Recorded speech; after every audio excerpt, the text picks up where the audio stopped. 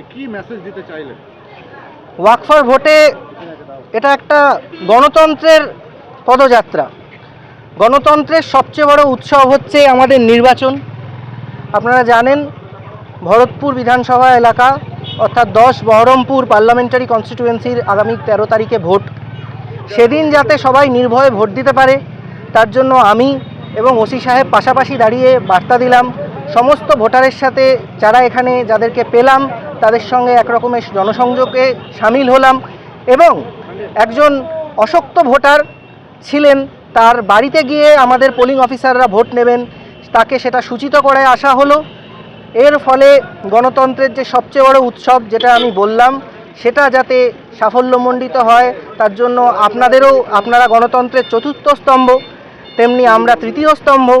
আরও স্তম্ভ রয়েছে আপনারা জানেন।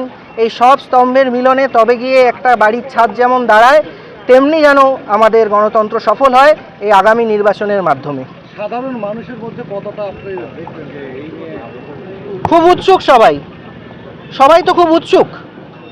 সবাই জানেন তার ভোট তিনি কোথায় দেন এবং কোন জায়গায় স্কুলে গিয়ে দেন এবং কবে আছে, এটাই তো বড় প্রাপ্তি।